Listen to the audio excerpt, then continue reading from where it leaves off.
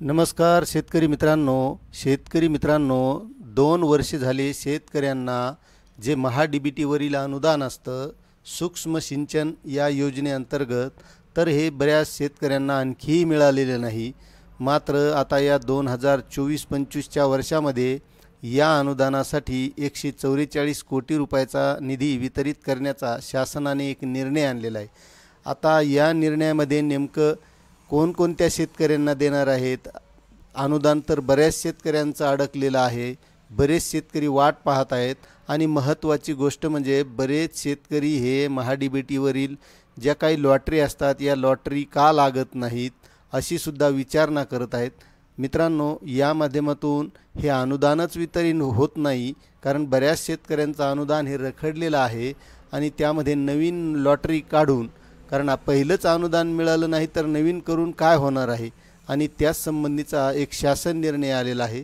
तो शासन निर्णय आपण सविस्तर बघणार आहोत। तत्पूर्वी मित्रांनो, तुम्हाला एक विनंती आहे की आपलं वेणुगंगा टेक या यूट्यूब चॅनलमध्ये स्वागत आहे।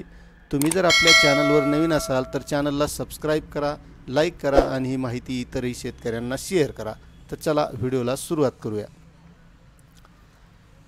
मुख्यमंत्री शाश्वत कृषी सिंचन योजनेअंतर्गत सन 2024-25 मध्ये सूक्ष्म सिंचन घटकाअंतर्गत देण्यात येणाऱ्या पूरक अनुदानाकरिता 144 कोटी निधी वितरित करण्याबाबत असा हा शासन निर्णय आहे। दिनांक 14 फेब्रुवारी 2025 रोजी हा निर्गमित करण्यात आलेला आहे। तर राज्यातील शेतकऱ्यांना शाश्वत सिंचनाची सोय उपलब्ध व्हावी म्हणून ही सिंचन योजना राबवली जाते। मुख्यमंत्री शाश्वत कृषी सिंचन योजनेअंतर्गत हे शेतकऱ्यांना अनुदान मिळत असतं, मात्र ते 2-3 वर्षापासून शेतकऱ्यांना काही मिळालेलं नाही आणि त्याच संबंधीचा हा शासन निर्णय सन 2024-25 या वर्षात मुख्यमंत्री शाश्वत कृषी सिंचन योजनेकरिता 144 कोटी निधी आयुक्त कृषी यांना अर्थसंकल्पीय वितरण प्रणालीवर वितरित करण्यात येत असून सदर निधीचे योजनेअंतर्गत घटकनिहाय वितरण पुढील प्रमाणे होणार आहे। तर यामध्ये सूक्ष्म सिंचन आहे, म्हणजेच त्यामध्ये ठिबक सिंचन आणि तुषार सिंचन यासाठीच ज्या शेतकऱ्यांचं अनुदान रखडलेलं आहे अशा शेतकऱ्यांना हे 144 कोटी रुपयाचं अनुदान दिल्या जाणार आहे।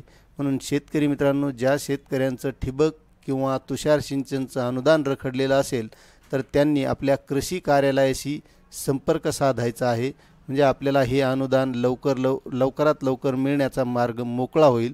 नसता जे शेतकरी संपर्क करतील त्यांना मिळेल आणि जे संपर्क करणार नाहीत ते तसेच राहतील, अशी ही स्थिती आहे आणि असा हा शासन निर्णय आहे। हा शासन निर्णय तुम्हाला कसा वाटला नक्कीच कमेंट करा। चॅनलवर नवीन असाल तर सबस्क्राईब करा, लाईक करा आणि ही माहिती प्रत्येक शेतकऱ्यापर्यंत शेअर करा। धन्यवाद।